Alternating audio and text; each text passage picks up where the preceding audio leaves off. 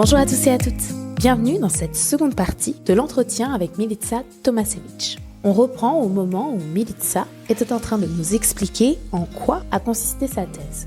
Bonne écoute. Est-ce que tu peux nous en dire plus et nous expliquer sur quoi tu as travaillé pendant ta thèse? Oui. Ok, j'essaye.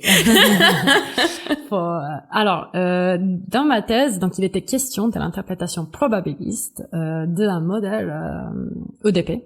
D'accord. Très connu en donc, biologie. EDP, équation dérivée partielle. Oui. Très connu en biologie cellulaire, qui s'appelle le modèle de Keller-Sagal. Donc j'explique d'abord le phénomène derrière. Ouais. Pour qu'on puisse après comprendre qu'est-ce qu'on va étudier du côté probabiliste, c'est quoi l'interprétation probabiliste.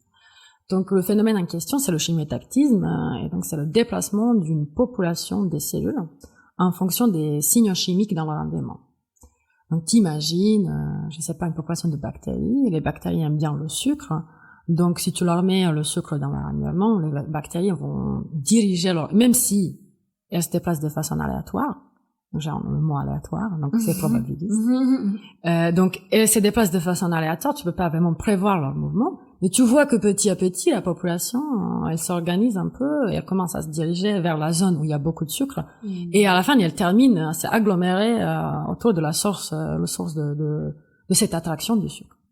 En faisant ça, la population est aussi capable à communiquer entre guillemets, parce que elle est attirée par des signaux chimiques, donc c'est pour ça que ça s'appelle chimiotactisme, donc c'est un mouvement dirigé par des signaux chimiques, mais elle est aussi capable à produire des signaux chimiques pour effectivement laisser la trace aux autres, parce que les gars, il y a du sucre par là. Exact. Sauf que les cellules peuvent pas parler, peuvent pas de cerveau, etc. Mais c'est quand même bluffant que elles peuvent s'auto-organiser. Donc c'est un phénomène de auto-organisation, ça manque aussi, qui permet du coup à une population qui n'est pas intelligente de performer une action intelligente. Voilà. Et je sais pas si tu as suivi ce qui a été beaucoup médiatisé récemment, c'était le blob. Ah oui. Oui. Et si vous avez suivi, chers auditeurs, le blob avec le CNRS, le blob utilise le même mécanisme. Donc quand vous lui mettez de la nourriture, tu sais, il résout des mazes, résout des problèmes. Des labyrinthes. Oui, voilà. Ouais. Et donc en fait, je pense qu'on lui met de la nourriture, et donc c'est lui qui cherche aussi. Donc il peut se déplacer aussi comme ça. Et donc cette capacité entre les cellules qui sont motiles, donc ils peuvent se déplacer. Et par exemple dans notre corps, c'est des globules blancs qui utilisent le chimiotactisme beaucoup. Donc notre système immunitaire utilise le chimiotactisme quand on est en train de nous soigner. Donc si aujourd'hui tu vas te blesser en se levant de ta chaise et tu vas couper un peu ta main, il y a des choses qui vont rentrer dans ton sang qui doivent pas être là. Et ça vont être des signaux chimiques pour tes globules blancs qui vont nager de façon aléatoire dans ton sang, mais quand elles sentent la présence de ces nouveaux agents chimiques et elles vont se dire on va y aller, on va les tuer, c'est un peu leur but, hein, mais c'est comme ça qu'elles savent où aller pour te soigner.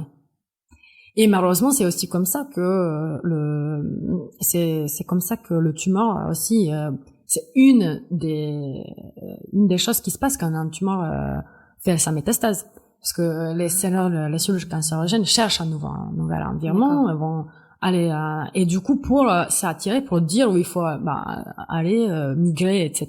Elles utilisent les signaux chimiques. Et donc c'est ça un peu le phénomène derrière qui motivait l'étude dans ma thèse.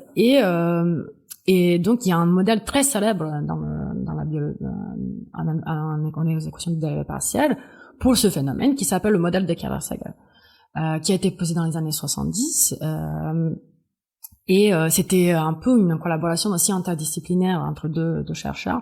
Je pense matheux et puis biologiste ou physicien, enfin, D'accord. J'ai un peu lu ça, mais un peu, j'avoue que j'ai oublié. Il y a un très bel article de 1 ou 2 pages, l'aventure de modèle de Keller, quelque chose comme ça, où une des deux, je pense Keller, explique comment ils ont fait ça, et qu'il y avait une espèce de sabbatique d'un qui est venu dans la fac de l'autre, et qui se sont rencontrés, et qu'ils ont passé beaucoup de temps à discuter, et que C'est comme ça que ça a été né, hein, mais c'est D'accord. vraiment une collaboration interdisciplinaire. Et donc, il voulait modéliser le début de ce phénomène. Le fait que les cellules sont capables assez organisées de partir dans une direction. Et ils ont posé ce système d'équations où on modélise en fait donc la population des cellules par leur densité dans l'espace dans lequel on est, et les composantes chimiques, donc les signaux, par une concentration. Donc il y a 2 agents encore, et donc il y a 2 équations pour les 2, et elles sont couplées. Donc une dépend de l'autre. 2 agents chimiques, tu veux dire? Oui, ouais, voilà. D'accord. Donc, les cellules vont suivre, ils vont aller où il y a de l'agent chimique. Donc ça c'est transcrit dans une équation, dans l'équation. Ils vont aussi avoir un mouvement un peu aléatoire, donc ça c'est transcrit aussi. Et après, en fait, la concentration va avoir sa propre équation. Et aussi, oui, qui elle aussi évolue, voilà, parce que elles peuvent consommer, je suppose. Exact. D'accord. Donc là, donc elle évolue. Donc le signal chimique aussi, il peut avoir un mouvement aléatoire, parce qu'il peut être un peu s'étaler partout. Et il peut être consumé, mais il est produit aussi. Ah, d'accord. Et c'est là où, donc... Par les organismes? Par les organismes. Exactement. Parce que c'est toutes les signaux chimiques, on les agrège. Est-ce que c'est la nourriture? Est-ce que c'est... Ah, d'accord. Donc on agrège tout et on dit, il y a quelque chose qui nous attire, c'est soit les signaux qu'on s'envoie entre nous, soit quelque chose qui est déjà placé extérieurement dans le système. Tout ça, ça a été agrégé. Et donc nous, en tant que cellule, on est capable de produire le signal chimique. Et donc c'est un système, c'est là où il y a le couplage de 2 équations, donc c'est là où ce modèle a été c'est une simplification de ce modèle. Ce modèle a beaucoup de facettes et de versions, etc. Mais c'était le modèle classique minimal que j'ai étudié. Et ce qui est intéressant, c'est qu'il y a une transition de phase, c'est-à-dire qu'il y a un régime des paramètres dans lequel les solutions de cette équation, donc les solutions théoriques, explosent en temps fini. C'est-à-dire, donc, biologiquement, disons, il y a une agglomération des cellules. Donc, il y a un Dirac, ce qui s'est formé quelque part. Donc, tout le monde est au même endroit. Tout le monde est au même endroit. Ouais. Et le modèle est capable de produire ça en temps fini. Donc on pourrait se dire, donc le modèle ça va pas, il est pas bien défini en temps fini, donc faut chercher un autre modèle. Mais c'est pas, moi je le vois pas comme ça. Moi je le vois plutôt, le modèle il est capable à produire une singularité, et c'est exactement un peu ça qui se passe. Il y a rien qui explose dans le monde réel. Mais ce qu'on observe, c'est que toutes les bactéries sont au même endroit. Ouais, d'accord. Et donc le modèle aussi est capable à te dire. Donc ça approche quand même quelque part bien ce que vous observez empiriquement. Pas moi, mais ce que l'on observe empiriquement. Exact. Donc il y a une capacité à observer. Donc il a cette puissance à dire, voilà, si qui est très logique, non, mais quand même il faut trouver des régimes dans lesquels soit il y a beaucoup de cellules, soit il y a beaucoup de signaux, soit beaucoup d'attractions. Et alors, les cellules vont aller au même endroit, et on peut estimer combien de temps il leur faut, où ça va être, etc. Et donc, tout ça est fait, toute cette modélisation que je viens de te raconter, elle est faite de point de vue macroscopique. C'est-à-dire, on suppose qu'il y a une infinité de cellules. Oui. Donc, on fait cette hypothèse. Et on se trouve avec les équations de dérivée partielle, donc il n'y a rien d'aléatoire, même si j'ai mentionné plusieurs fois mouvement aléatoire, etc. Mais dans l'équation d'en soi, il n'y a rien d'aléatoire. Et donc, l'enjeu de ma thèse a été de transcrire ça à un modèle probabiliste, dans lequel je suppose plus qu'il y a une infinité de cellules. Donc, quand tu supposes qu'il y a une infinité de cellules, c'est comme si tu as dézoomé l'image. Tu regardes de loin. Et là, tu es en train de zoomer à l'intérieur, et tu te dis... allez, je suppose qu'il y en a N des cellules. Il y en a 1000, il y en a 10 000, il y en a 1 million. Ouais, c'est des points qu'on a déjà abordés dans les épisodes précédents. Il y a en fait plusieurs échelles de description. Exact. Et donc toi, tu étais à l'échelle macroscopique que tu dis très justement, tu as dézoomé, et là, tu rezoomes pour aller à l'échelle microscopique. Exact. Et tu t'intéresses à un nombre fini d'agents. Est-ce que ces agents sont les cellules ou quelque chose d'autre? À la fin, une fois quand tu fais de maths, tu oublies un peu, mais... et souvent, moi, j'utilise le mot particule, donc je m'excuse, j'utilisais pas le mot cellule, mais particule. Donc, mon sujet a été de écrire un système des particules en interaction qui serait l'ansa microscopique de ce modèle, dans le cas, comme dit mon intitulé parabolique, c'est-à-dire le cas dans lequel la composante chimique évolue dans le temps. Elle n'est pas dans son état stationnaire, elle est dans un état évolutif. Donc, t'imagines, je dépose un signal, moi je m'en vais, et toi, tu repasses au bout de 10 minutes.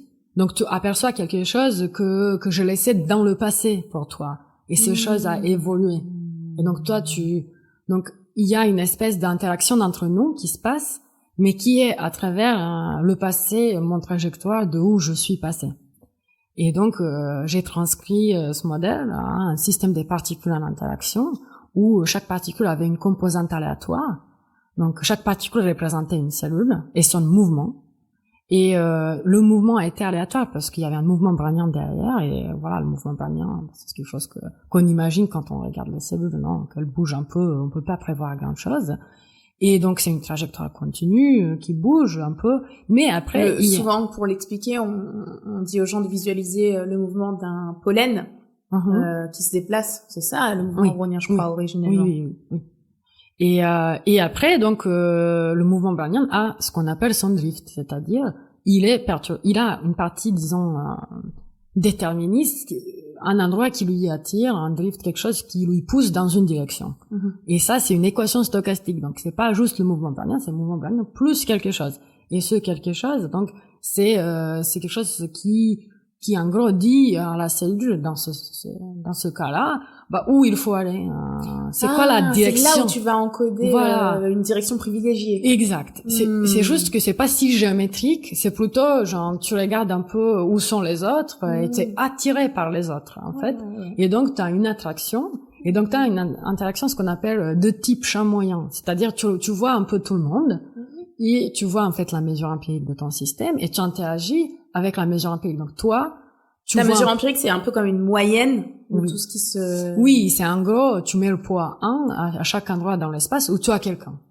Voilà, ça c'est... Et donc, tu interagis en gros avec c'est comme si tu pouvais un peu voir l'état moyenne de tout le monde et te dire, voilà, je vais être attiré. Donc, ça veut dire que 2 à 2, l'interaction est...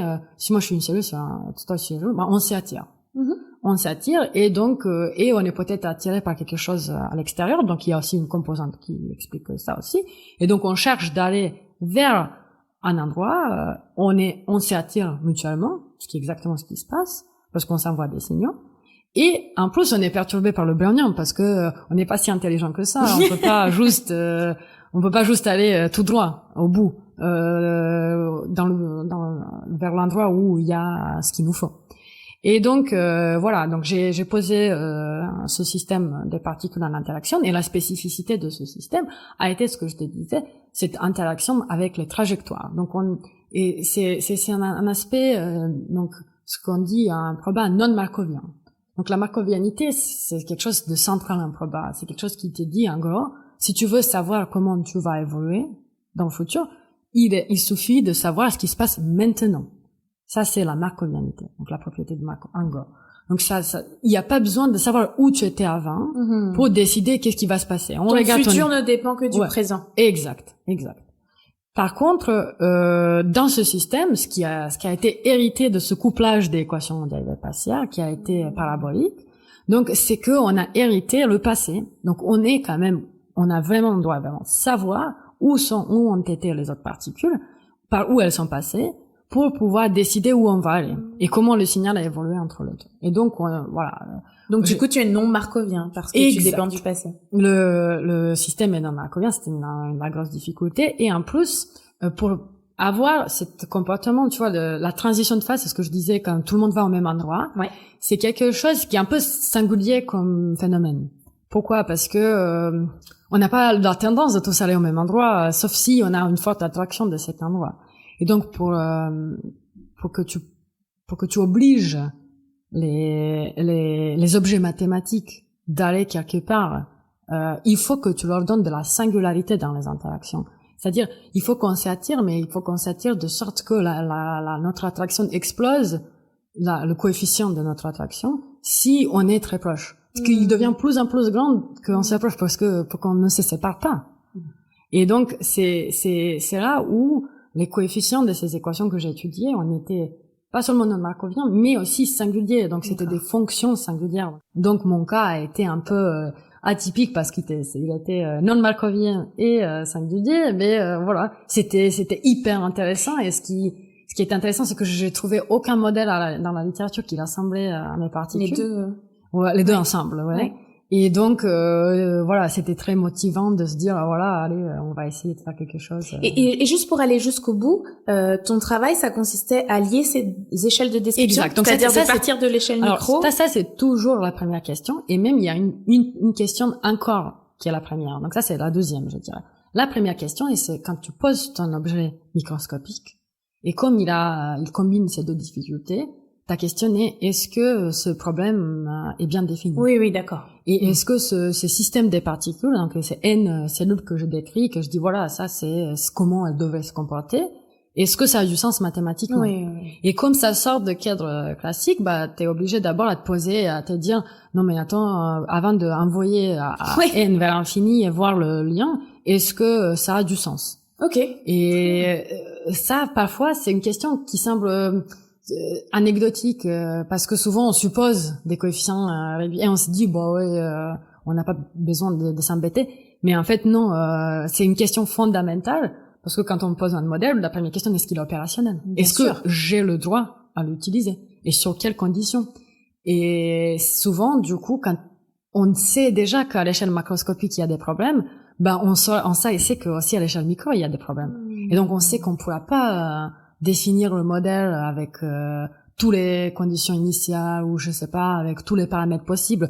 Et donc on cherche d'abord des conditions sur lesquelles ça marche. Et ensuite, la deuxième question naturelle, c'est est-ce que ça converge lorsqu'on tend vers l'infini? Donc est-ce que ça va vers le modèle oedipiste? Et à la fin, une fois quand on a ces deux questions fondamentales, et on a répondu ça, c'est déjà rempli beaucoup. Oh oui, c'est un beau programme déjà. On peut se poser plein d'autres questions. Donc ça ouvre les portes à plein de choses. À quel taux ça converge? Qu'est-ce qui se passe en temps long? Et dans ce cas-là où il y a des singularités, il y a des agglomérations, il y a plein de questions. Comment ça s'agglomère? Comment ça collision? Et plein de questions qu'on peut se poser. Et aussi ce phénomène, évidemment, tu t'es dit avec les cellules, tu travailles dans une dimension dans laquelle les biologistes travaillent toujours en dimension 2 parce que c'est le plan, c'est quelque chose. La dimension 3, ils aiment pas trop. Donc parce que les expériences qu'ils font, c'est surtout la boîte Petri, donc c'est toujours en dimension 2. Oui, ça a du sens. Mais la question mathématique, elle tient dans toutes les dimensions. Bien sûr. Et en changeant de la dimension, tu changes tes coefficients, tu changes ton problème. Et donc, en fait, dans ma thèse, donc j'ai traité la dimension 1 complètement, et la dimension 2, j'ai traité partiellement. J'ai traité. Il y a une échelle entre les deux parce qu'on a parlé de micro et de macro. Oui. Mais il y a aussi l'échelle macro pour nous qui est aléatoire, qui est la particule typique. Donc c'est quelque chose dont on n'a pas parlé, c'est quand tu as ton équation dézoomée, donc t'as un niveau n égal à infini, et donc t'as ton EDP, mais tu peux aussi te poser la question, qu'est-ce qui fait une cellule typique dans cette nuage infini? Comment il se comporte? Et donc ça, c'est un objet aléatoire, parce que la cellule typique, donc elle a un niveau aléatoire, mais c'est un processus un peu inhabituel dans le calcul stochastique on appelle le processus non linéaire parce que il interagit avec sa loi. Super, c'était très clair, merci beaucoup et c'est très intéressant. Donc top, on voit très bien les questions qui t'ont intéressé. Si on revient du coup, on va laisser un petit peu les sciences pour revenir à des choses un peu plus terre à terre quelques instants. Donc cette période de thèse, déjà, comment est-ce que tu l'as vécu? Est-ce que ça t'a plu? Ah oui, énormément. C'était une expérience incroyable. Je trouve que j'étais encore une fois très privilégiée, comme je l'ai été le long de mon cursus, parce que j'étais dans une petite équipe d'ambiance super sympa à l'INRIA. Donc l'INRIA, c'est un institut de recherche national, et j'étais donc à côté de Nice, Sophia Antipolis. Et notre équipe, c'était une équipe de maths de 4-5 permanents, même moins. 3, je dirais, et beaucoup de doctorants et stagiaires. Mais c'était une petite famille parce qu'on n'était pas nombreux. C'est pas la même ambiance qu'à l'université ou dans le labo. Et t'as un contact avec tout le monde tout le temps. Tu déjeunes avec ton équipe. C'est ça la spécificité d'INRIA et des équipes INRIA que j'adore. Et que donc en fait tout le monde se retrouve midi et va déjeuner ensemble, les permanents, les étudiants, les postdocs, les stagiaires, l'assistant de l'équipe, donc tout le monde. Et ça te donne quand même un accès privilégié à ton directeur de thèse et que pendant que tu fais ta queue à la cantine, tu peux lui poser une question. C'est plutôt lui qui te pose la question, comment ça va? Est-ce que tu as résolu ton problème de hier, etc. Donc, ça te permet quand même de ne pas rester tout dans ton coin. Je trouve que c'est une expérience complètement différente que dans les grands laboratoires ou dans les universités, parce que là, on est vraiment les uns avec les autres. C'est vraiment une ambiance recherche à l'INRIA, surtout à Sofia, je dirais, parce que après je connais pas toutes les INRIA, mais à Sofia, c'est une super expérience ambiance de recherche. Et aussi le centre en soi, donc il y avait plein de doctorants, je pense 150 à l'époque, et des domaines différents parce qu'il y a plusieurs champs de recherche, etc. Il y en a 5 ou 6. Et donc on avait un séminaire de doctorants que j'ai organisé, et du coup on s'est retrouvés et j'ai connu pour la culture scientifique, c'est incroyable parce que au même endroit tu retrouves les gens qui travaillent sur les problèmes complètement différents. C'est plus des maths, c'est peut-être info, ou c'est de analyse d'images, ou c'est autre chose. Et t'as quand même un accès privilégié à ce qu'ils font, et c'est incroyable. C'est vraiment, ça te motive tellement de voir autant de choses qui se font en même temps que ce que tu fais, que tu as vraiment envie de travailler. Et c'était vraiment super. Et j'avais après un super rapport avec mon directeur de thèse. Je savais que je pouvais toujours toquer sa porte et poser des questions. Effectivement, même si je voyais pas parce qu'il était en voyage ou je sais pas, en mission longtemps, je savais que je pouvais dès qu'il arrive lui poser mes questions ou bien lui envoyer un mail. Donc il y avait beaucoup de communication et j'ai développé une super relation même que j'entretiens aujourd'hui et que voilà, j'apprécie beaucoup le temps passé et la relation que j'ai aujourd'hui avec mon directeur et même avec les autres chercheurs de l'équipe avec lesquels je reste en contact. Voilà. Ok, super. Et t'as mentionné, c'est marrant, t'as utilisé le terme ambiance de recherche. Mm-hmm. Et est-ce que toi, à l'époque, pendant ta thèse, tu te sentais déjà chercheuse? Ah oui, je pense oui, tout à fait. En fait, je me sentais chercheuse parce que déjà, je cherchais tout le temps.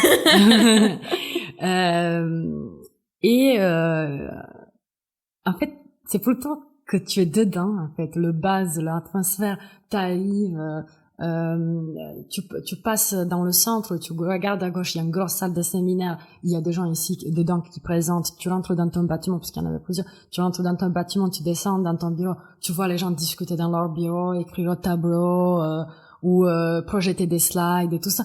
Et voilà, tu rentres tout de suite dans une boule et tu te mets dans ton bureau et j'étais très privilégiée, j'avais un bureau toute seule donc pendant la thèse c'est vraiment génial et tu rentres dans ton bureau, tu te poses devant ton tableau et oui tu fais partie de tout ça et j'ai l'impression que dans les instituts, au moins à Sofia, ce que j'ai senti, c'est que les doctorants sont tellement vite intégrés et que on se pose même pas les questions, c'est des chercheurs. Les postdocs, c'est des chercheurs. Tout le monde, tout le monde est des chercheurs. Et c'est très, très international aussi, comme ambiance. Ça parle tous les langues, et dans tous les coins.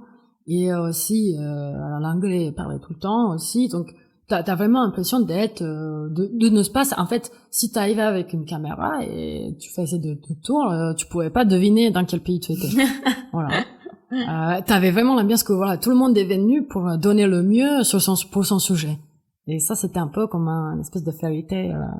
Ouais, j'ai vraiment énormément aimé l'ambiance là-bas. Ouais, génial.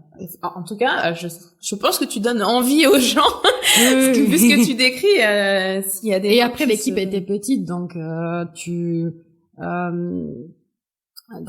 Les autres docteurs aussi, tu discutes beaucoup. Voilà, c'est très. C'était comme une famille. Et même aujourd'hui, les gens qui sont passés par l'équipe en CDI comme postdoc ou doctorant, à l'époque où j'étais, j'ai toujours un petit rapport différent avec ces gens-là. Ouais, je les vois un peu différemment. Voilà. Ok, super. Et donc, alors, t'as effectué ta thèse là-bas, et donc tu as terminé en 2018, et donc 2018-2019, tu arrives à l'école polytechnique pour ton premier post-doctorat. Exact. Comment est-ce que tu as trouvé ce post-doc? C'est un post-doc, donc en collaboration avec Amandine Weber, qui était à l'époque à l'école polytechnique. Donc j'avais fait un exposé au CEMAP sur ce que je faisais. Et après cet exposé, Amandine avec Amandine, on a discuté un peu, et je pense qu'après on s'est appelé. Je pense que déjà on a été amené à interagir avant. Je pense qu'elle organisait ce séminaire. Et elle me disait, ça me rappelle beaucoup à ce que je fais pour un projet de formation des réseaux. Il y a une formation des réseaux mycéliens, donc mycélium. C'est en fait le réseau d'un champignon, ce qui est dans la terre. Okay. Tu vois, le champignon, c'est le corps, mais en fait... oui, il y a tout ce qui pousse. En fait, c'est le réseau qui pousse à l'intérieur. C'est ça, l'organisme. Hein. C'est ce que tu vois dehors, c'est rien. Et il disait, ça me rappelle beaucoup cette interaction avec le passé. En fait, je le vois un peu dans ce réseau, parce que aussi, ce réseau se développe, mais en se développant... il envoie la nourriture dans le réseau, donc il y a une espèce de communication, disons non markovienne. On a appris ce que ça veut dire. Eh oui. Et donc on a un peu discuté, et on s'est dit, je me souviens qu'il n'y avait pas de financement. C'était un projet avec des biologistes, donc c'était un projet un peu interdisciplinaire duquel elle faisait partie. Elle m'a un peu raconté l'ambiance. Il y avait déjà des gens de Nice qui participaient, il m'a dit, mais il y a à cette époque il y avait toujours des financements. Je sais pas si tu connais Dim Matinov. C'est en fait c'était des financements de la région parisienne. Mais à l'époque, donc il y avait pour toute la région parisienne, il y avait trois financements de 1 an. Et comme bien sûr c'était la fin de toutes les deadlines, comme toujours, on change pas une équipe qui gagne. Voilà, c'est ça. C'était la seule chose qui restait. Elle m'a dit, allez, on va essayer d'envoyer le dossier. Et donc ensemble, on a défini ce projet. Elle avait un peu plus une vision un peu plus grande que moi à l'époque, parce que je connaissais même pas le phénomène en question. J'ai dû un peu rapidement. Donc on a écrit quelque chose, plusieurs retours. C'était très rapide, et j'ai vu que ça va être très différente, parce que déjà le réseau se développe, donc c'est pas le même nombre de particules tout le temps. Ça augmente ou ça diminue, etc. Donc déjà mathématiquement, ça va pas être la même famille de modèles, mais ça a l'air quand même très proche en question de cette non-markovianité. Donc il y a quelque chose de commun, et c'est toujours comme ça dans les maths. C'est pas au début c'est ton problème et ton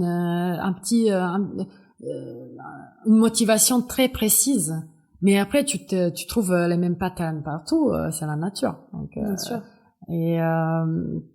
Et donc c'était hyper intéressant en tout cas, et on a postulé ensemble et on l'a eu, donc heureusement, parce qu'il y avait pas beaucoup de plans B. Il y avait peut-être des plans B. Je suis sûre que avec les contacts t'aurais su rebondir. Oui, mais bon, t'as pas eu besoin de te poser la question. Il y avait même une possibilité d'atterrir au cas où, parce que c'était un peu tard, mais je pense que je me suis assurée un peu que il pourrait y avoir aussi un postdoc ou quelque chose, mais très vaguement. Mais bon, ça a très bien marché. Mais t'as pas eu besoin, donc tant mieux. Comme d'habitude, une option, mais c'est la bonne équipe qui gagne. Et donc je suis arrivée à l'école polytechnique en décembre 2018. Ok. Et alors, c'est marrant, on va venir après. Tu l'as finalement jamais quitté, puisque donc ensuite t'as enchaîné avec un poste de lectrice à Damas. Alors je crois que c'est assez spécifique. Tu peux nous rappeler brièvement comment ça marche? Lecteur à Damas, c'est un espèce de super postdoc, je dirais. Donc c'est un financement. En fait, je dirais, je sais pas comment on appellerait ça en France. En Royaume-Uni, on dirait research fellowship. Je le vois vraiment comme ça. Donc t'as un financement de 3 ans pour développer ton programme. Donc tu dois en fait soumettre un programme un peu élargi, pas seulement un sujet sur lequel tu travailles, mais un peu une vision un peu large de ce que tu voudrais faire, que tu as à faire pendant 3 ans. Et donc, tu as le temps de développer ton programme pendant 3 ans et tu as une petite charge d'enseignement. Cette charge d'enseignement, c'est un tiers, donc c'est comme les doctorants, 64 heures. Et donc, tu gardes quand même un pied dans l'enseignement qui est très bien parce que après, ça te permet bien sûr d'approfondir les choses, mais ça te permet aussi pour plus tard quand tu postules. Ouais, quand tu candidates, tu peux faire valoir d'une expérience d'enseignement pendant ton postdoc. Est-ce que tu avais enseigné pendant ta thèse? Oui. Enseigné. Oui, j'ai enseigné 2 ans, mais pas la première année parce que mon français n'était pas top. Il était en cours de développement et grâce à mon directeur de thèse, il a beaucoup amélioré et donc j'étais prête à faire parce que effectivement, il fallait enseigner en français, il y avait pas beaucoup de choix. Bien sûr. Et donc, en 2e et en 3e année de ma thèse, j'ai enseigné. D'accord. Et donc là, t'as continué pendant. Et donc la première année, non, parce que j'avais ce financement sans enseignement et j'ai pas cherché forcément. Oui, bien sûr. Et ce qui a été pas mal parce que comme ça, je pouvais un peu rentrer dans mon sujet de postdoc, sans avoir de l'enseignement à côté. Mais après, donc, j'ai décroché au cours de la première année ce financement de 3 ans et qui m'a permis complètement de me lâcher, de me dire voilà, maintenant. J'ai 3 ans tranquille. Exact. Ah oui, c'est... Parce que 1 an, c'est pas top, vraiment. Non. C'est hyper dur et c'est beaucoup de pression et surtout, le changement, c'est hyper dur. Quand tu viens d'un petit... Mais je pense que chaque changement est difficile, peu importe les conditions dans lesquelles tu étais pendant ta thèse. Mais t'as passé 3 ans, t'as fait ta thèse, c'est terminé, t'es très content et hop, un nouveau défi est lancé. Là, tu vas aller travailler sur un autre sujet, dans un autre labo, avec une nouvelle équipe. Et pour moi, c'était un gros contraste parce que j'arrivais de la Provence, donc une petite équipe qui se voyait tous les jours, qui interagissait et qui était un peu dans une bulle, comme je disais. Donc, ok, on avait des invités, on avait des séminaires, on interagissait avec la fac de Labo de Nice et tout ça, mais c'était pas un environnement comme par exemple à Paris où il y a des séminaires tous les 2 secondes, où il y a tellement de facs, où les doctorants déjà se connaissent, des facs différentes et tout ça, s'ils travaillent dans le même domaine. Pour nous, c'était pas le cas. Donc, on avait un accès privilégié, on pouvait beaucoup travailler. Mais de l'autre côté, on a été la première fois que j'ai interagi avec les collègues, c'était les conférences de gens probabilistes. Donc, il y a une grosse conférence de gens probabilistes et statisticiens. Et donc, j'avais fait pendant ma thèse. Et donc, c'est là où j'ai rencontré un peu les doctorants de toute la France dans mon domaine. Et donc, arriver dans un grand laboratoire à l'école polytechnique CEMAP, c'est énorme. C'est un contraste, je pense, 20 fois plus grand que ce que j'ai eu dans mon équipe. Même si je faisais partie d'un institut très grand, mais là, c'est un labo. Où il y a autant de gens, autant de chercheurs, des postdocs, tu sais même plus qui est où, voilà. Et donc, les conditions de travail ont beaucoup changé. Les gens, l'équipe et le sujet. Donc c'était assez difficile et de savoir que t'as que 1 an et que tu dois quand même pouvoir soit décrocher un financement ou avoir un poste qui les chances sont vraiment minimales d'avoir un poste après la thèse et tout de suite. Donc c'est quand même beaucoup de stress à la fois parce qu'il y a beaucoup d'inconnus dans tous les sens. Donc la vie, la recherche, le nouveau sujet, le nouveau labo, voilà.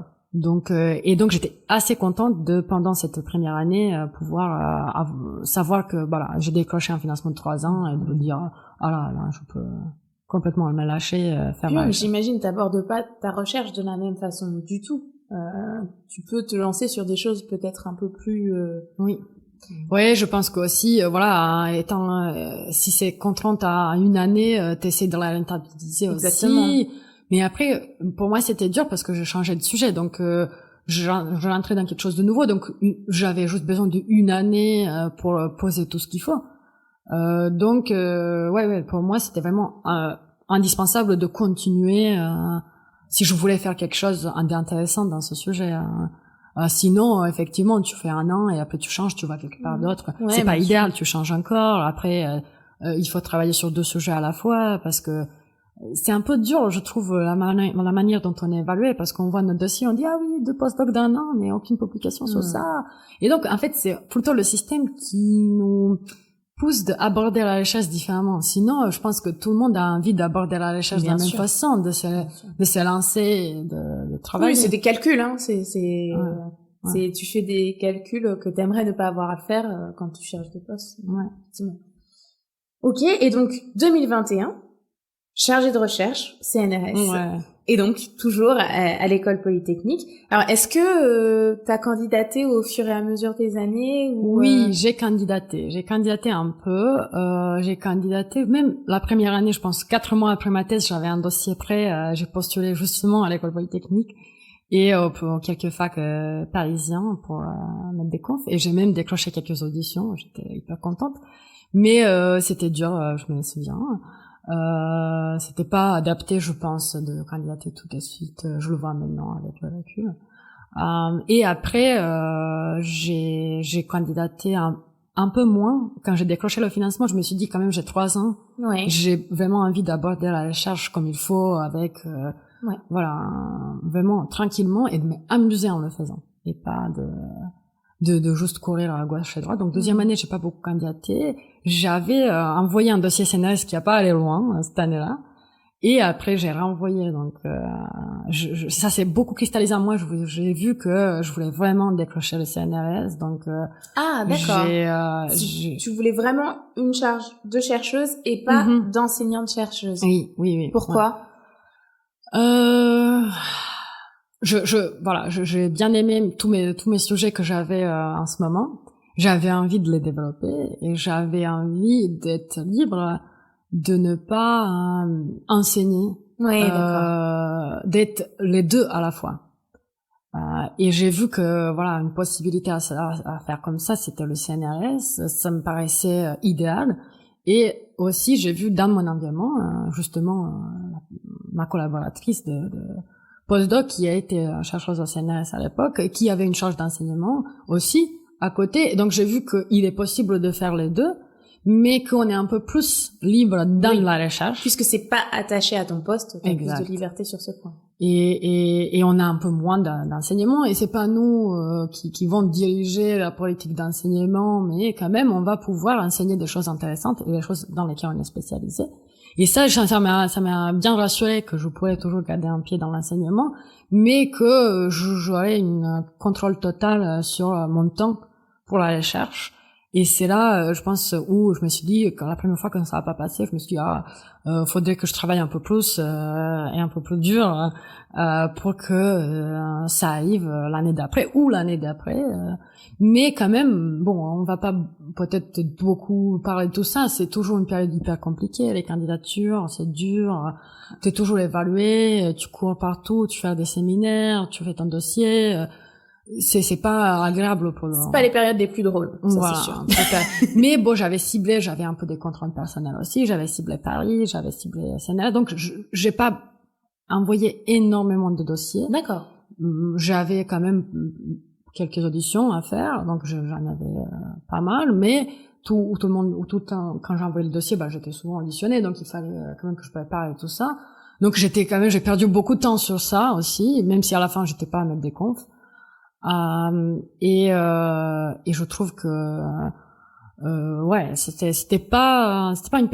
c'était récent, donc je me souviens, c'était pas facile, et surtout il y a la Covid qui est tombée 2021, donc 2020 c'était l'année de Covid. Cette année j'ai peu candidaté, heureusement, mais j'ai quand même c'était dur de ne pas savoir ce qui va se passer, ne pas savoir si j'aurai un poste ou pas. Covid, c'est un peu bizarre en tout cas. Ouais. Une période un peu particulière. Ok, très bien. Et heureusement tout s'est bien passé, ça a marché. Tu as eu ton poste de chargé de recherche, et ce qui nous permet tranquillement de conclure cette première partie de retour sur ton parcours et de nous concentrer sur ton métier de chercheuse actuelle, même si évidemment tu étais chercheuse depuis que tu as commencé en thèse. Alors tes thématiques de recherche semblent avoir évolué actuellement. Qu'est-ce que tu regardes? Actuellement, je pense que mon projet pour après, et ce que j'avais un peu découvert pendant ma thèse, mais que je voulais beaucoup approfondir, c'était cette non-markovianité. Et ça m'a un peu suivi, donc je me suis dit, j'aimerais un peu plus... c'est la singularité et la non-markovianité qui m'a intriguée, en tout cas. Et donc j'ai dirigé ma recherche vers ces genres de questions, soit ensemble, soit séparément. Mais toujours un peu guidé par les problèmes en biologie. D'accord. Donc j'ai les phénomènes qui un peu donc toujours m'est intrigué, c'était des phénomènes d'auto-organisation. Et donc il y avait la chimie, le chimiotactisme, le développement des os, et après ces particules en interaction, une fois transcrits dans les maths, ouvrent énormément de questions en soi. Donc, en ce moment, je travaille pas mal sur les particules en interaction singulière ou et non markovienne, mais cette fois-ci, j'ajoute plein de choses aussi, des naissances, des morts, des problèmes. Donc, ça dépend de phénomènes en soi, et ça a beaucoup évolué. Il y a plein de projets à la fois. Mais disons qu'un point commun, c'est une motivation biologique et des objets aléatoires où voilà, on essaye de décider qu'est-ce qui va se passer en fonction de notre passé ou l'instant actuel, mais il y a toujours quelque chose de singulier qui se passe parce qu'on doit soit vite se réorganiser, donc on doit prendre une décision rapide, donc ça c'est une singularité sûrement. On doit aller quelque part et y rester, ça c'est une singularité aussi. Voilà. Donc, mais c'est toujours motivé un peu par la vraie vie. Ok, très bien, super. Ça brosse très bien, ça vient conclure parfaitement le portrait des choses qui t'intéressent. On en a une très belle idée, je te remercie. Et donc, à nouveau, si on revient à des choses pratico-pratiques, pour quelqu'un qui n'a aucune idée de ce qu'est notre métier, est-ce que tu peux expliquer à quoi ressemblent tes journées? Ah, ça c'est toujours la question difficile parce qu'aucune journée se rassemble en fait. Et c'est en fait ça qui est le point peut-être le fil rouge de notre métier, que c'est tellement il y a tellement de choses. Donc après on peut, ça dépend de notre sensibilité. Si on est une personne qui aime bien la routine, et on va s'organiser. C'est nous qui sont les maîtres de nos journées en fait. Et moi, comme je suis une personne qui aime tout faire et dire oui à tous les choses. Bah voilà, je suis aujourd'hui avec toi et je sais pas, demain j'ai le séminaire et après je sais pas quoi et voilà. Donc tous les jours il y a quelque chose d'autre, mais disons que ma journée, déjà, je passe pas mal de temps dans le transport pour arriver à l'école polytechnique, et ensuite, j'ai soit des réunions de travail avec des collègues, ou les collaborateurs, par exemple, j'ai des étudiants en thèse ou en postdoc qui vont venir me voir. J'ai bien sûr un déjeuner avec les collègues, et après j'ai soit un séminaire, soit peut-être quelque chose de ma charge d'enseignement, soit une autre réunion de travail, soit peut-être une tâche administrative, et je m'occupe de l'organisation d'une conférence, donc j'ai une visio avec des comités, etc. Mais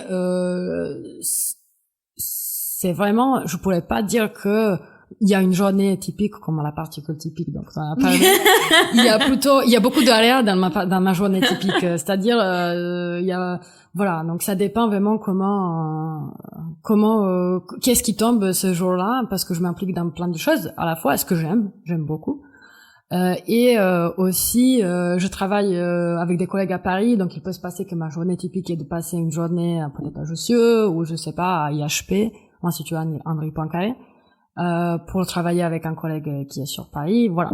Donc ça, ou un collègue qui passe au passage à Paris, et ça nous convient de se retrouver là-bas, voilà.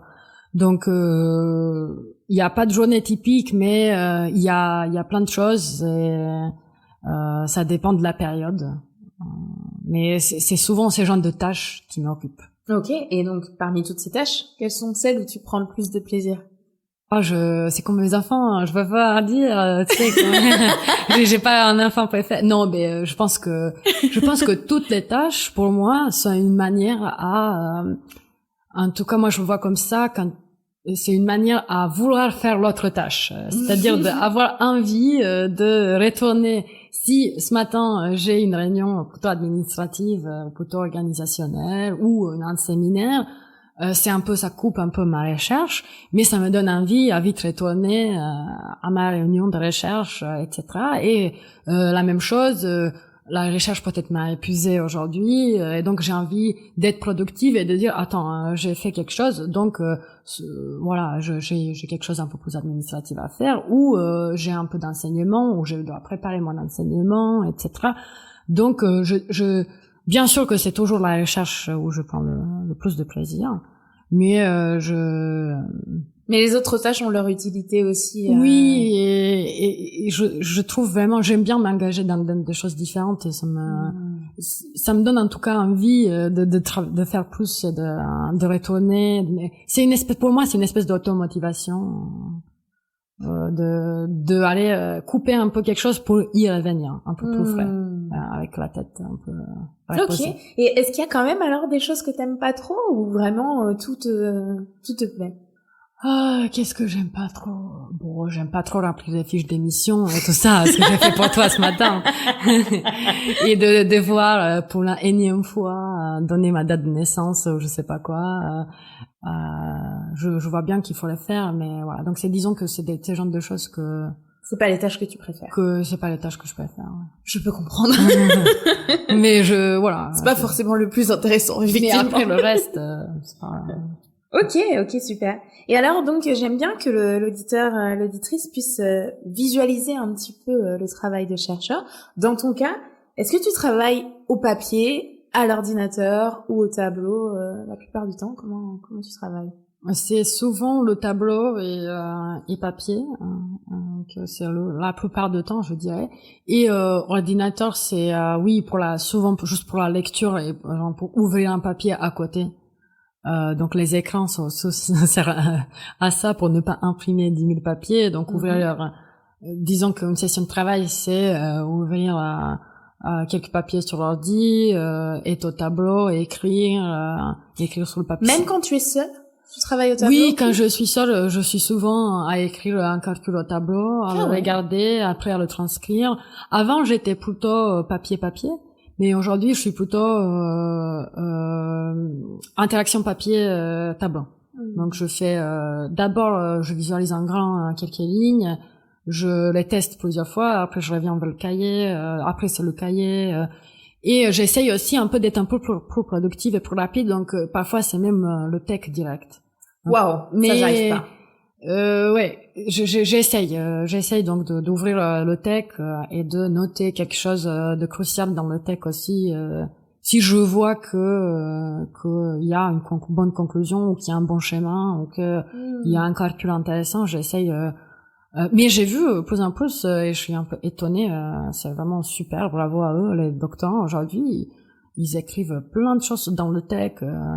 Ils presque, mais même les étudiants d'M2, je vois qu'ils prennent des notes dans le tech direct de cours. Donc on évolue dans ce métier. Donc je pense, et c'est très bien comme ça. Ok, super. Et est-ce que tu travailles également beaucoup en collaboration ou Oui, je travaille beaucoup en collaboration et c'est ce que j'adore. Je pense que les maths, c'est les rencontres avec les gens, le temps qu'on passe ensemble, et comme on voit jamais le temps passer, on passe beaucoup de temps entre nous à discuter de nos problèmes. Et donc pour moi l'idéal c'est travailler avec une ou deux personnes au tableau, discuter, chacun attaque le problème de sa manière, échanger les idées. C'est vraiment où on voit vraiment pas le temps passer. Et comment est-ce que tu les noues, ces collaborations? Comment est-ce qu'elles naissent en général? Voilà, c'est les rencontres, je pense. Les rencontres, par exemple, j'étais un thésard à l'époque où un collègue a été postdoc et après on s'est retrouvés sur le plateau et on a décidé de discuter et on a continué et aujourd'hui on travaille ensemble. Donc c'est des rencontres qui sont dessus avant et qui ont abouti à quelque chose après. Après c'est aussi souvent comme comme ça se passait pour le postdoc. Après un séminaire, on commence un peu plus à discuter. Parfois c'est des contacts directs, parfois c'est juste on a envie de travailler avec quelqu'un. Parfois c'est un problème qui depuis longtemps nous intéresse et qu'on attaque d'angles différents et un jour on le présente à un collègue et voilà, on commence à discuter, ça lui intrigue aussi et du coup en échangeant, à un moment on se dit voilà, on y est, on peut commencer à travailler ensemble. Donc je trouve que c'est spontané, hein, et j'ai aussi des collaborations à l'étranger aussi. Je trouve c'est pareil. On va quelque part, on donne un séminaire et après on passe quelques jours dans le labo et les gens viennent, ils discutent et c'est tout ça un peu les rencontres qui font qu'on découvre les nouvelles questions des maths et que nos questions à nous sont vues sur notre lumière. Ah oui, on l'a vu par exemple avec ton postdoc où c'est quelqu'un qui a dit ça me fait penser à tel problème. Oui, souvent comme ça. Ouais. Oui, c'était aussi pareil. J'ai fait un séminaire à Oxford et après je suis restée un peu quelques jours et à l'époque un collègue était à la fin de thèse là-bas et on a discuté beaucoup et on est resté en contact, on a échangé à un moment, on a dit bah tiens, on a un problème et on est resté en contact et après on a même eu un financement, on a travaillé ensemble et on continue même aujourd'hui. Donc vraiment c'est des rencontres et parfois c'est impossible aussi de ma part. Je sais que si je aille poser une question à un collègue, peut-être il y aura une petite discussion un peu poussée et voilà. Et parfois c'est juste envie de travailler avec quelqu'un et si vous fermez 2-3 mathématiciens deux chercheurs, peu importe de quel domaine, dans la même pièce quelques heures, je pense qu'ils trouveront. Ça c'est sûr. Voilà. Donc Ok, et donc c'est marrant, t'as mentionné tes voyages, et donc moi pour préparer l'émission j'ai regardé ton CV attentivement et j'ai vu que t'as beaucoup voyagé pour assister ou pour donner des conférences, donner des exposés, etc. Donc si je te demandais quel est l'endroit à l'étranger où t'as préféré faire des maths, qu'est-ce qui te vient spontanément Est-ce qu'il y en a un qui te vient ou est-ce qu'il y en a plusieurs? Ah oui, si rapidement, je pense que j'ai vraiment beaucoup aimé le passage à Oxford et Cambridge avec travailler avec mon collègue qui était à une époque à un endroit et après à l'autre. C'était un peu la même ambiance de bulle qui me plaisait de recherche. Donc ces deux endroits j'ai bien aimé.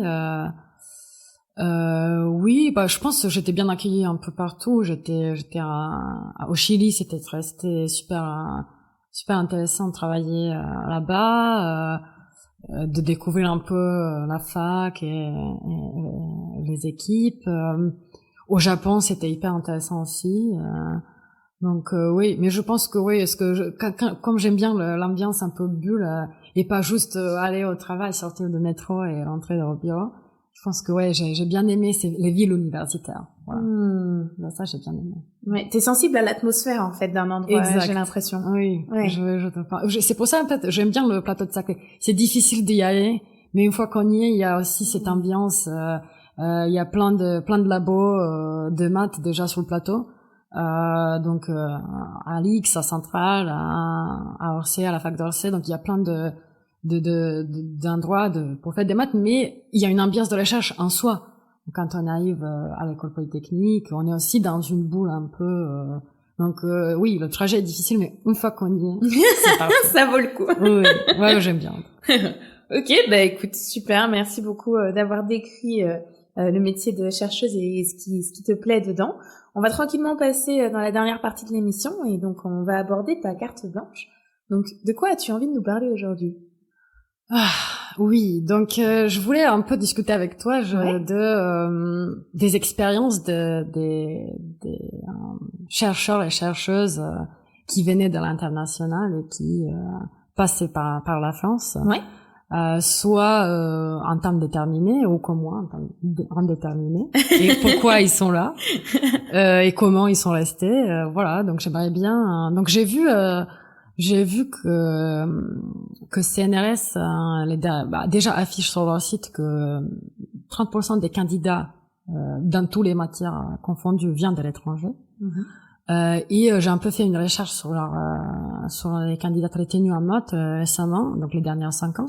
Et effectivement, autour de 35% des gens recrutés venaient de l'étranger. Ça veut dire qu'en maths, ça postule même plus que 30%, ce qui est étonnant. Je ne sais pas ce que tu en penses, mais je trouve que c'est des chiffres. Oui, ça veut dire qu'on reste attractif quand même. Exact, qu'on reste au moins au niveau de métier recherche pour moi. Et donc voilà, je voulais un peu peut-être discuter de ces aspects-là et comment en fait quel est le parcours typique de cette personne-là et comment Et comme j'évolué dans un milieu comme ça, on pourrait peut-être discuter de quelques témoignages. Ouais. Je sais pas, par exemple, je t'ai donné quelques chiffres pour le CNRS qui est pour le monde de la recherche, et donc on reste attractif, mais je pense parce que si des conditions qu'on propose d'être complètement libre. Oui. Et je pense qu'il y a plusieurs choses. Il y a le fait que déjà il y a pas tant de pays que ça où on peut avoir un poste permanent aussitôt dans la carrière. Exact. Et donc naturellement on est attractif. Peut-être moins, ça se voit moins sur les postes de maître et maîtresse de conférences. Pourquoi? Parce qu'il faut absolument parler français pour enseigner en français. Donc je pense que ça ferme la porte à certains chercheurs étrangers qui ne peuvent pas postuler. Et oui, j'ai une anecdote par rapport à ça aussi. Oui, effectivement, moi quand j'ai commencé à préparer mes dossiers, mettre des confs, je les ai naturellement, on voulait les écrire en anglais. Et après, j'ai eu un conseil de quelqu'un très bienveillante autour de moi, qui était plus expérimentée, qui m'a dit que je serais pénalisée. Mais ça m'a vraiment, ça m'a hyper marqué. Je me suis dit, quand je suis arrivée, je savais pas que je resterais en France. Et donc, c'est une question que je voulais te poser. Je me demandais à quel moment ça s'est cristallisé dans ton parcours de te dire, je vais rester. Je pense que c'était pas que le parcours, mais tu veux dire le parcours de recherche et enseignement. Oui. Ouais. Et pour moi, c'est le total, la vie totale qui a un peu influencé. Donc, le parcours de recherche et enseignement, je pense que c'était plutôt déjà pendant le postdoc, parce que comme j'ai fait le choix de rester en France. Mais je pense que en soi, je savais pas quand je suis arrivée que je resterais. Je pensais que je passerais un an ou après ma thèse. Voilà, quand je commençais ma thèse, je me suis dit, je partirais sûrement. Je parle pas français, etc. Je pense que c'est tout en soi, l'intégration, les amis, les liens, les rapports avec les villes. Comme je t'ai dit, je suis une personne vraiment qui est beaucoup attirée par l'ambiance et par la vie en soi, autour de soi. Et après aussi les rencontres. Donc j'ai rencontré mon compagnon ici en France, et donc voilà, les projets perso se sont alignés avec les projets professionnels. Et donc c'est est-ce que quand même tu as candidaté à l'étranger ou pas du tout? Non, pas du tout. Ah oui, donc jamais. C'était clair. Ah non, tu mais moi voulais j'ai rester en France. Oui, jamais. Et donc voilà, quand je préparais mes dossiers, on m'a vivement conseillé de les écrire en français, ce qui m'a hyper étonnée. Je me suis dit, mais c'est le contenu qui est évalué par la langue dans laquelle c'est écrit. Et après, ça m'a pris beaucoup de temps aussi. Et donc, je trouve que c'est quand même dur quand tu postules et effectivement pour les mettre des confs où tu dis il y a moins d'étrangers. Mais oui, fatalement. Parce que la langue, c'est discriminant. Je suis d'accord, mais je pense que il y avait une vague, je sais pas si tu as remarqué, des chercheurs italiens qui sont arrivés en France parce qu'il y avait des postes là-bas qui ont été un peu gelés à une époque, et donc ils se sont très vite reconvertis. Je pense que ils ont appris rapidement, ils ont enseigné. Maintenant ils retournent pas mal parce que les portes, depuis la situation a changé, mais il y a aussi pas mal des gens d'origine chinoise qui sont là, qui ont appris le français rapidement aussi. Je trouve qu'il faut quand même donner une chance et dire si on voit l'envie dans la personne, pourquoi pas. Et une autre anecdote que j'ai eue des collègues pendant qu'on candidatait, c'est que voilà, moi j'ai transcrit mes dossiers en français, je faisais mes auditions en français, etc. Et ça me posait pas de problème. Bon, l'écriture et tout ça, oui, mais ça m'a pris un peu plus de temps. Je voyais que j'avais quand même un retard par rapport à mes autres collègues. Et disons par rapport à la concurrence aussi. Donc je devais travailler un peu plus que les autres. Mais bon, j'ai fait un choix aussi d'aller dans un autre pays, pas le mien. Voilà. Et par contre, j'avais aussi une anecdote de quelqu'un qui allait à une audition, qui la faisait en anglais et qui a été vraiment mis en difficulté pendant l'audition. Ce que je trouve aussi pas hyper bien, parce qu'on pourrait se dire, on n'a pas envie d'auditionner ces gens de candidats, on ne les invite pas, parce que comme tu dis, ils n'auront pas de poste. Mais si on a pris la peine d'auditionner quelqu'un, c'est pas pourquoi lui mettre en difficulté, lui poser une question, comment vous allez procéder avec votre français, tu vois. Mais après, il y a je pense des témoignages vraiment différents que j'ai recueillis que pendant les années, et il y a des gens qui ont toujours un peu même la difficulté de tu vois, prendre la parole, de se dire non, mais moi je veux pas faire je veux faire mon exposé, même si j'enseigne en français, je ferais mon exposé en anglais, et ce genre de choses, tu vois. Et je trouve que c'est une atmosphère aussi un peu qui s'est créée autour de ça.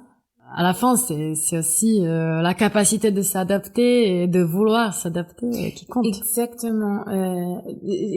C'est marrant que tu dis ça. J'allais justement dire que si je puis nuancer un peu, j'ai l'impression, pour avoir vécu quelques comités de l'intérieur, que au-delà du fait que il faut que la personne sache parler français, etc. Des fois, il me semble que ça passe si on voit que la personne elle a quelques bases, puis qu'on voit une volonté d'apprendre. J'ai l'impression que c'est vraiment ça qui importe, que les gens veulent voir que la personne, elle a envie d'apprendre le français, donc ce sera pas un problème. Oui, et tout à fait. C'était le conseil que qui m'a été donné. On m'a donné ce conseil de transcrire le dossier juste pour montrer. Exactement. Et voilà, de l'envie. Mais bon, moi, il n'y avait pas d'envie. Je parlais. Oui, tu parlais parfaitement mais effectivement, je trouvais que mon dossier sera meilleur en anglais parce que les papiers sont écrits. Genre, c'était une autocritique, tu vois. Oui, mais après, avec les yeux de quelqu'un d'autre, c'était plutôt bah non, il sera aussi si bien en français et un peu de confiance. Et c'est ça que j'avais envie de dire parce que en parlant avec des collègues qui se sont plaints plutôt de cette situation, il faut se dire que il faut avoir un peu plus de confiance en soi-même en se disant oui, peut-être les langues c'est pas quelque chose que tout le monde peut rapidement faire, mais juste montrer, sortir un peu de sa zone de confort et se dire allez bah je fonce, j'essaye.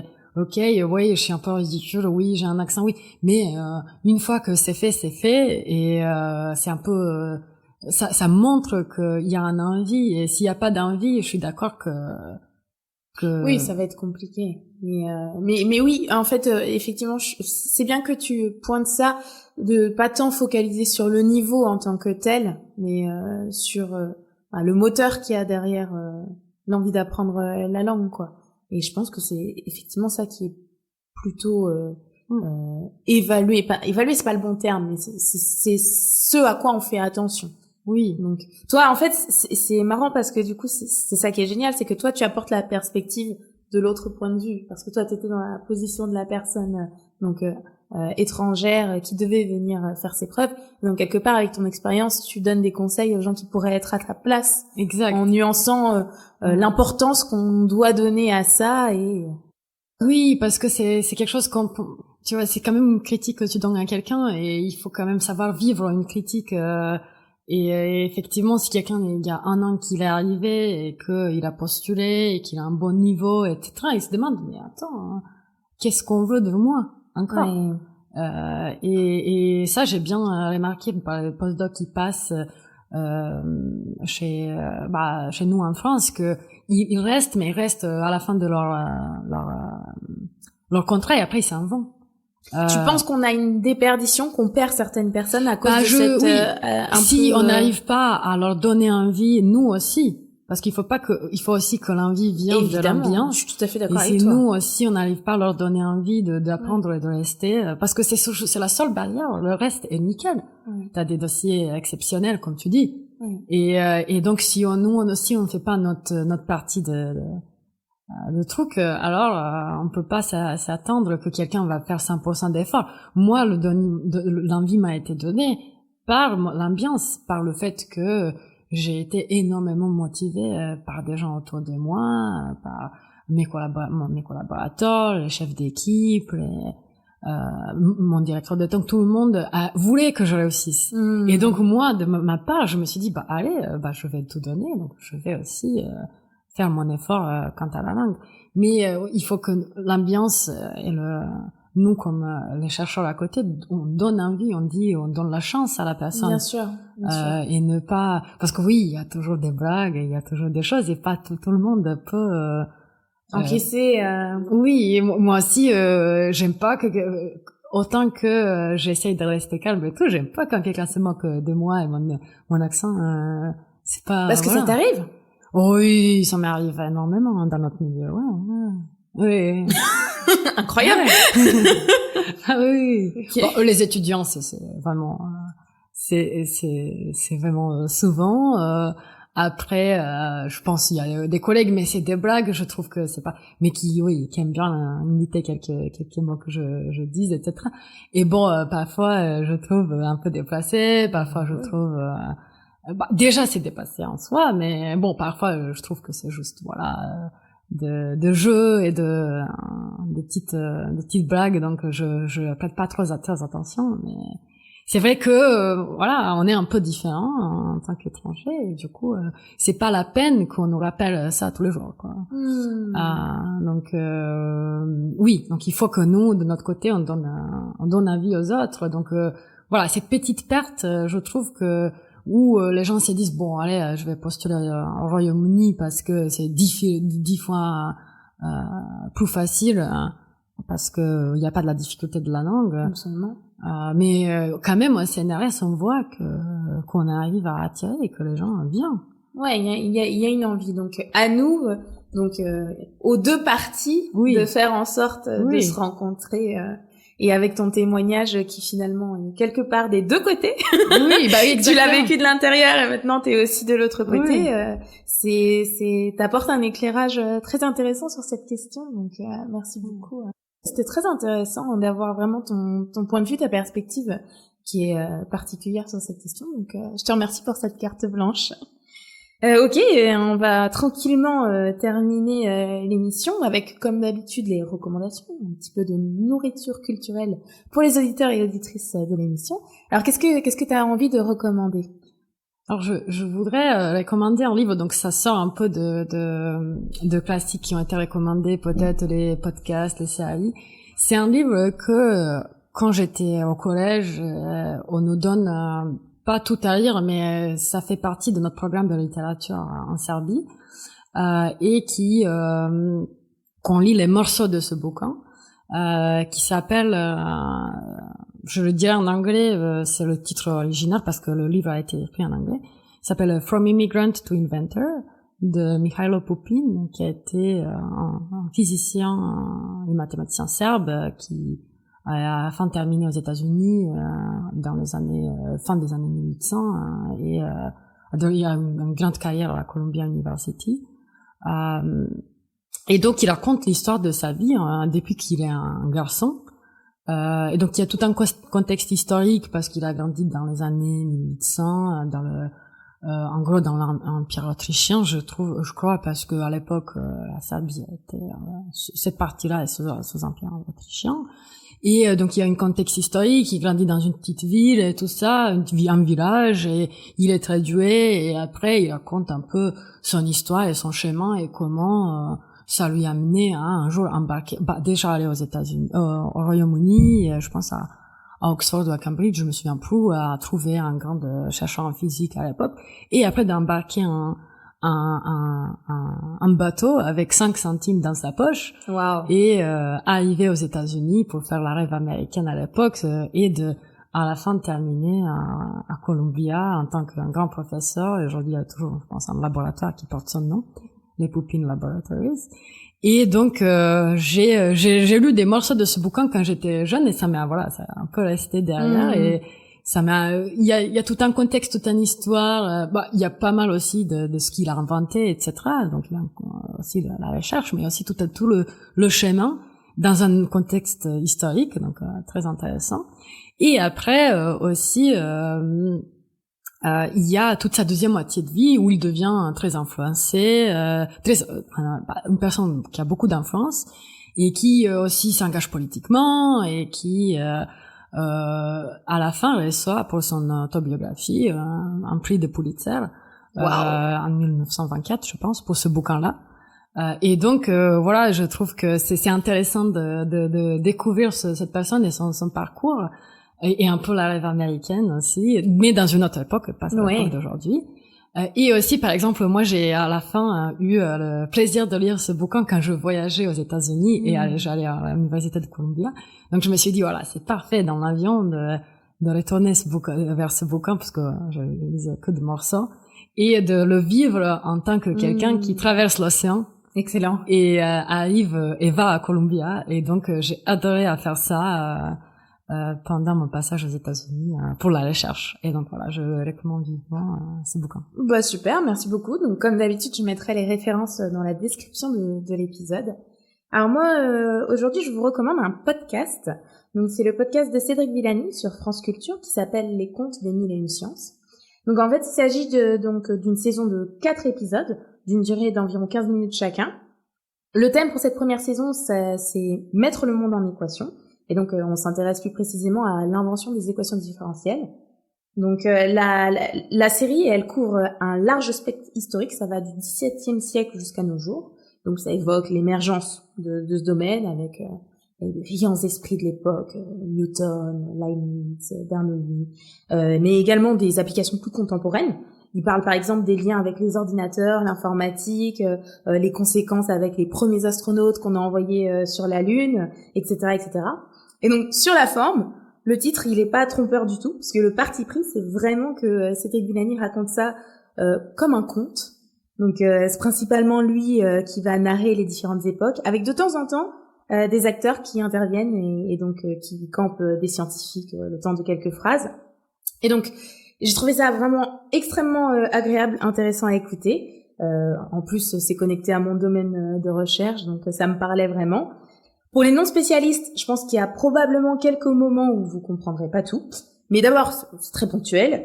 Et puis, c'est un parti pris. C'est le parti pris de Cédric qui dit que il vous invite à ces moments-là un peu à lâcher prise et à vous laisser bercer par la musique des mots. Donc, en tout cas, vous en ressortirez forcément en ayant appris quelque chose, que ce soit sur le plan historique, un peu comme ce que tu disais avec l'autobiographie que tu racontes, que tu nous conseillais, ou alors sur des notions mathématiques qui prend également le temps d'expliquer. Donc voilà, n'hésitez pas, je rappelle le nom, ça s'appelle Les Contes des Mille et Une Sciences par Cédric Villani et c'est une production France Culture. Et comme d'habitude, je mettrai les références dans la description de l'épisode. Hello, c'est la Nathalie du montage. Juste un message pour vous dire que au moment où on était en train d'enregistrer l'épisode avec Mélissa, effectivement, le podcast de Cédric Villani ne contenait qu'une seule saison. Entre-temps, il est depuis sorti une 2e saison, mais qui est accessible au même lien que je mettrai dans le descriptif. Allez, je vous laisse reprendre l'écoute. Donc voilà, c'est le moment de conclure. On conclut un peu toujours l'émission de la même façon. Donc la question que j'aime bien poser aux invités pour terminer ce périple qu'on vient de faire avec eux sur leur vie, qu'est-ce que tu souhaites accomplir ? Alors, je pense que c'est peut-être pas accomplir, mais c'est pas en permanence. Je souhaite toujours avoir accomplir, de pouvoir avoir l'envie de faire les maths de même manière que je les ai aujourd'hui. Et donc c'est la seule chose que je souhaiterais. Le reste, je pense que ça viendra ou non, mais de aborder avec la même dédication, la même passion les choses tout le temps et de ne pas perdre cette petite sparkle pour la recherche et les maths. C'est quelque chose que je souhaiterais nourrir et accomplir, qui reste avec moi. Je souhaiterais aussi me concentrer un peu sur ma vie privée et donc j'aimerais bien aussi accomplir certaines petites choses dans mon futur proche et aussi du coup même avec le nouveau défi de ce type avoir toujours le même envie. Donc c'est quelque chose que je me souhaite et que je souhaiterais pour le futur. Et ben c'est tout ce que je te souhaite alors. Merci beaucoup Mélissa, c'était vraiment top. Merci à toi. Et voilà qui conclut cette jolie parenthèse en compagnie de Mélissa. J'ai vraiment adoré revivre à ses côtés son aventure scientifique depuis sa plus tendre enfance. Ce qui m'a marqué, c'est le fait qu'elle ait eu sur son parcours non pas un, mais plusieurs professeurs qui sont allés au-delà de ce qui était attendu d'eux et n'ont pas compté leur temps, leur énergie pour la stimuler, l'accompagner, l'aider à réaliser tout son potentiel. Elle est là où elle est aujourd'hui, évidemment par tout le travail qu'elle a fourni au fil des années, mais aussi un peu, et je suis sûre qu'elle sera d'accord avec moi, un peu grâce à eux. Beaucoup d'entre nous sont dans son cas d'ailleurs, et ont eu sur leur parcours des professeurs qui les ont marqués ont infléchi leur trajectoire, leur ont permis de se réaliser. Alors, je profite de cet outro pour tous les remercier. Pour être passé de l'autre côté, c'est parfois un crève-cœur de ne pas savoir ce que deviennent certains étudiants pour lesquels on s'est investi. C'est pourquoi c'est agréable de voir que, quelque part, on continue toujours un peu l'aventure avec eux. Je vous remercie pour votre écoute et d'être resté jusqu'au bout. Si ce podcast vous a plu, une façon de me le faire savoir est de laisser un avis sur Apple Podcast ou Spotify, même si vous m'écoutez traditionnellement par d'autres canaux, et d'y mettre 5 étoiles. Ça prend très peu de temps, mais ça aide énormément dans le référencement du podcast. Je vous remercie d'avance. Comme toujours, c'était un plaisir. À bientôt dans le prochain épisode.